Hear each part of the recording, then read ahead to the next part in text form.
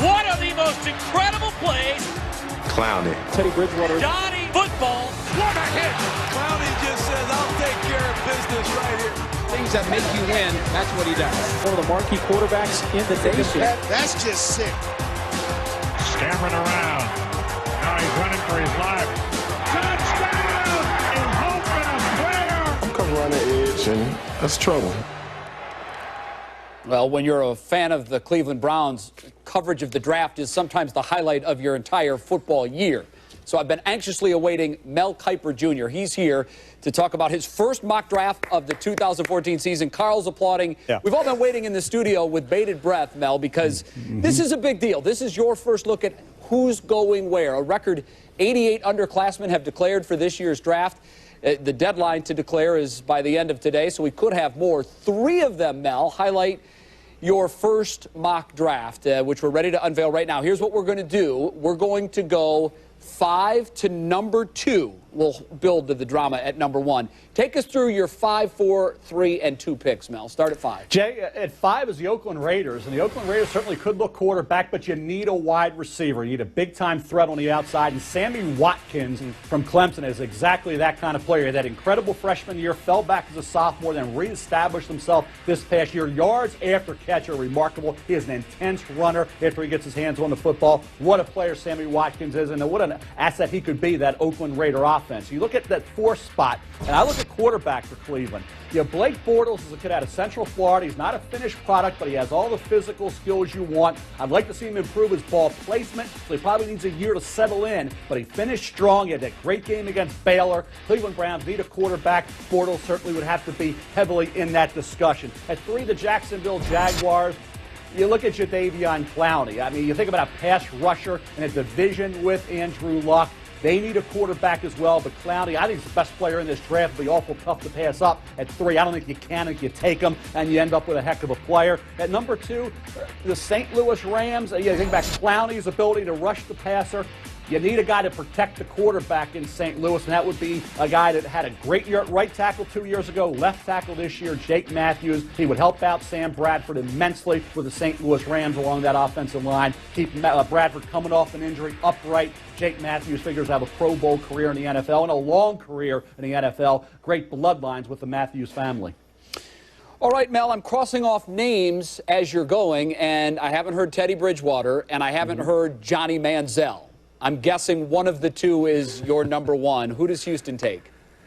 I'm going to go with Johnny Manziel, and I'm going to say Johnny Manziel for this reason. When you talk to people in the league, I get a consensus on Manziel that I don't get with Bortles or Bridgewater. A consensus that Manziel at worst is going 5. He's going in the top 5 somewhere. And this is a guy, if teams are thinking about him at 5 or 7, hey, what's wrong with number 1? It's not like you're paying Stafford or Bradford money. Johnny Manziel is a magician on the field. If he eats, sleeps, and drinks football 365 days a year, to me, he can be a very good to great player in the NFL. And today's NFL kind of suits his skill set very effectively and very well. And Bill O'Brien's going to have to figure it out. Trading down's a possibility, taking Jadeveon Clowney. We talked about that. But if they take a quarterback, I think Manziel's going to have to be heavily in the discussion. All right, what about the maturity issues? Because really, when you talk about Johnny Manziel, those are always part of this discussion. Yep. We know that general managers are very concerned about the character of the players they take. What about those issues?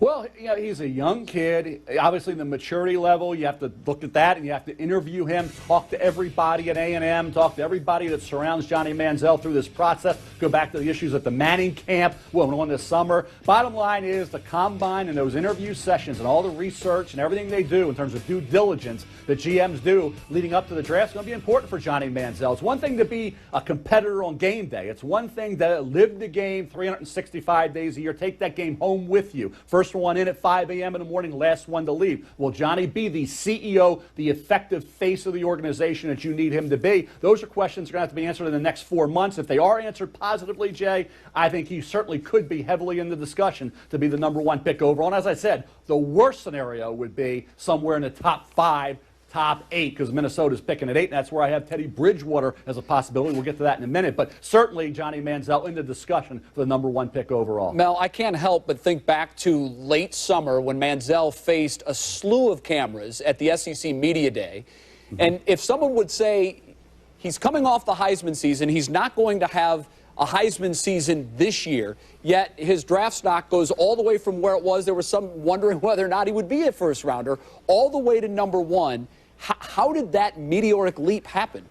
Well, it happens because he's a quarterback, Jay, and quarterbacks get an automatic bump up the draft board, and I don't have him in the top 10. But he's a quarterback who had a great career, a great 2 seasons. And keep in mind, Nick Saban, who's one of the best, if not the best defensive mind at any level of football, did not have an answer for Johnny Manziel. I was glad to see him move on to the NFL. So he's an intriguing guy. He's a unique type of player coming into the NFL. I've compared him to Fran Tarkington, who had one heck of a career in the NFL when the NFL was different then than it is now. Now it's even more suited to a Johnny Manziel. So if he takes care of business off the field, there's no reason to believe with the improvement and the strides he made throwing the football this year that he can't be a whale of a quarterback in the NFL. All right, I want to point out to viewers that the way you do the draft, this is your mock draft. This is who you see matched up team-wise, player-wise, where they're picking in the draft, and you say that you don't have them in the top 10. However, the Texans need a quarterback, and certainly Johnny Manziel with the Texas roots, that's not going to hurt. Let's talk a little bit about the fit between Bill O'Brien, who has had Tom Brady, and then, of course, went on to do good things at Penn State. What sort of fit do you see between O'Brien and Manziel? I asked some people in the league about that because I looked at back and said, okay, you have Tom Brady, you recruited Christian Hackenberg, now Johnny Manziel is completely different. But they all said, hey, Bill O'Brien is going to create an offense. He's going to go in and he's going to say, okay, I'm not going to eliminate him from the equation because he's not that prototypical pocket passer who's 6'4", 235 pounds. Johnny Manziel has a unique skill set, and to overlook that, I think, would be ridiculous for anybody. So I think when I talked to people in the league, they did not dissuade me against putting Manziel at 1. That's why I did it. That's what this is all based on. And keep in mind, we're still 4 months before the draft. We don't have accurate measurables yet on the underclassmen, but we do know the range of players are going to go in. And everybody told me, with an exclamation point, Johnny Manziel is going somewhere in the top 5 overall. Yeah, I want to point out, too, the big asterisk with all this is it's all subject to change. We don't know what's going to happen at the Combine and everything else. I do want to come back, Mel, to Teddy Bridgewater, because if Manziel is the big winner here in terms of moving up, Bridgewater is probably looked at as the loser because for much of the regular season, Bridgewater was looked at as the guy who would be the number 1 pick. He's not in your top 5. Why not, and where do you have him going? Again, he right now is borderline top 5, and I put him at 8th in Minnesota. Teddy Bridgewater had a good, not great year, did finish strong in the bowl game. It was against Miami, not a great football team. I look at his best game of his career was 2 years ago in the bowl game against Florida.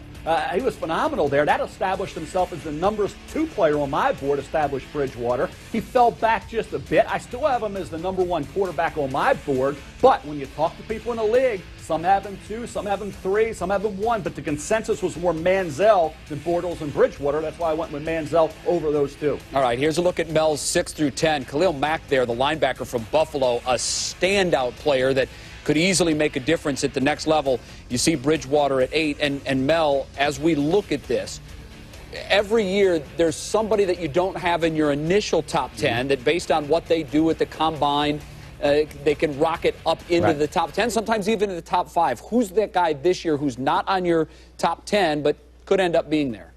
Again, talking with NFL people, very intrigued by Mike Evans, the other player at Texas A&M that allowed Johnny Manziel to have great success. We talked about Jake Matthews, Texas A&M offensive tackle, left tackle. A guy like Mike Evans. Mike Evans, I have going 13 to St. Louis. He could go top 10 if he runs a kind of 40. The NFL is looking for him to run at the Combine to go along with his size and his tremendous ball skills. This is a kid ideally suited for today's NFL. Throw it up, he'll go get it like an Anquan Bolden does, like Alshon Jeffrey in Chicago. The big receiver, it's like a power forward, okay, trying to out-rebound a point guard. That's what you're looking at with Evans against the smaller corners in the NFL, and that it makes him a very attractive commodity if, in fact, he runs the kind of 40 expected. If he does, he doesn't go 13 to St. Louis, Jay. He goes somewhere in the top 10. All right, before